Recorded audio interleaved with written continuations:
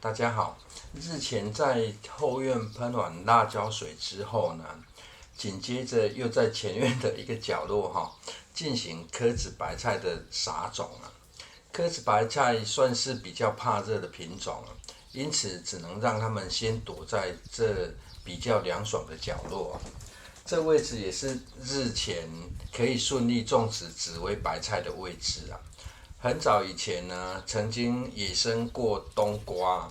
闲置养土的时间做了不少的措施种植后呢，才发现不会有跳虫的侵袭而且挑了不同位置土壤进行种植白菜测试也是唯一可以自然生长顺利、不受跳虫影响的位置为了延续反季节种植的原则呢，此处就选中不耐热的品种在撒完种与浇水完后呢，顺道预防性的喷上辣椒水虽然此处原本不喷辣椒水也可以顺利种植但是种植过一次后呢，难免还是会有招虫的可能性关于辣椒水的浓度呢，个人有个另类的想法不在于辣椒的浓度啦，这摆放一天后的辣椒水呢，特殊的气味说不定也会增加驱除跳虫的效果。接着又挑了已经收成完蒜头的位置种植紫薇白菜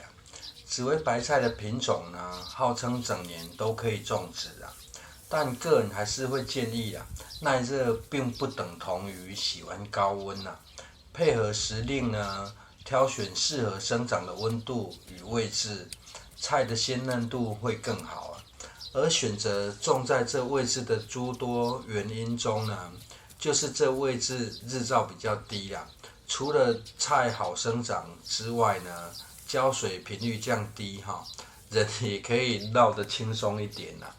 毕竟接下来要进入夏天了。而说到夏天，如果观众朋友你的种植空间比较大呢，最好可以多利用现成低日照的位置毕竟除了天气热之外呢，能种的菜选择性也会比较少低日照的位置呢，就有机会多种出几样菜有些冬天的菜呢，经过品种改良后，变成一年四季都可以种植但还是建议种植在日照较低的位置由于蒜头生长的时间比较长，有人说也比较重肥但是个人感觉自然农法下呢，长天期的作物却是很容易拿来搭配养土的效果毕竟土壤可以有很长的时间不会去翻动它当初种植蒜头前的准备呢，事先挖了一个凹槽，堆放杂草，并烧制成草木灰后呢，蒜头自然生长得很顺利外，长天期的作物跟短天期的作物呢，感觉所需要的土壤养分略有不同加上长天期作物呢，通常植株也比较高有遮阳的效果可以提高地底的蚯蚓与微生物进驻达到养土的效果将这些稻梗先挪到一旁，挖松土壤后呢，已经看到新生的蚯蚓出现了。通常越小的蚯蚓呢，会出现在越浅层接近地表的位置然而这些蚯蚓有个很特别的特色既然都是黑的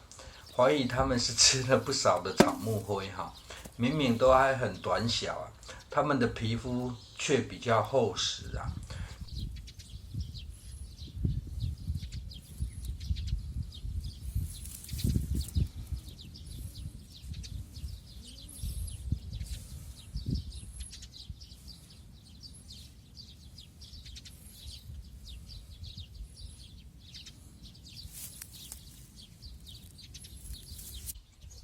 接下来是将地进行整平由于小白菜生长的根系并不深所以在挖掘时呢，只要挖松土壤表面约10公分就可以了。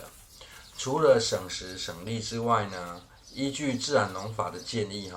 尽量不要去翻动土壤可以让地底的菌相获得很好的维持啊。而不挖深的另外一个好处呢，也可以避免将地底的草籽给翻动上来哈。毕竟草籽无所不在啊，这在叶菜类种植上很受用啊。只要维持上方的土壤疏松透气就很足够了。而为了让紫微白菜的种子可以撒得更为均匀哈，就可以事先将种子拌到细的沙土中了。搅拌均匀后再进行分撒。此区撒完种子后呢，可以不用再进行覆土啊，而选择覆盖上稻梗哈。稻梗经过几个月下来呢，被消化掉，剩下约一半了。继续利用拿来覆盖遮阳，让它慢慢继续腐化。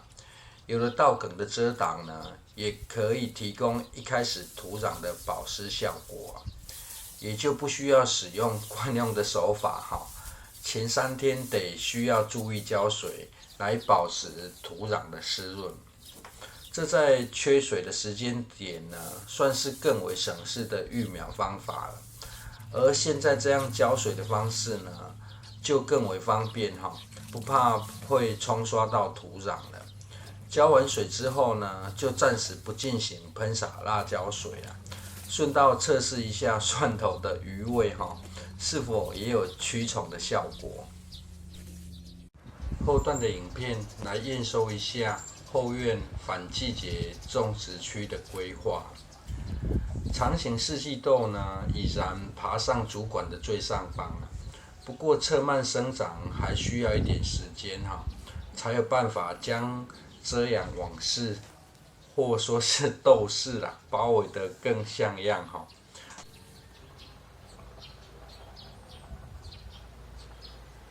而内部的奶油莴苣与黄金小白菜生长的样子呢，在喷洒过2次辣椒水之后，算是压抑住了跳虫的狂妄了。这黄金小白菜其实已经采收过了，我妈是说很好吃啦，只是不知道是否跟下厨的人有关啦。都不吃菜，小到真的不而虽然这棚架下方有预留采收的入口哈，但为了更方便采收，再把四季豆下方的叶片都摘除掉，这样会更方便采收与作业，也可以避免豆荚出现接地的情形哈。另外呢，为了提高遮阳的效果，把攀爬超过棚架位置的枝蔓解开了，让它往平行地面缠绕一下棚架上方哈，把上方的遮阳任务呢一起交接给四季豆代管了。顺利生长缠绕起来后呢，降低日照的效果就可以再提升了。而日前紫微白菜撒种后，遇到了一次下雨哈，雨势不算大，全程没有再进行浇水，出芽状况还行哈，但是叶片上呢已经遭到跳虫的啃食啊。土壤原本种植蒜头已经长时间没有翻动哈，还是没有办法解决跳虫的问题啊。该不会是蒜头呢只对西洋吸血鬼有用哈？只好请出辣椒神来防治了。至于在人间净土处所种植的柯子白菜呢，因为降雨土壤表面变成不喜欢的样貌，反季节种植之路呢，仍有待努力哈。谢谢收看。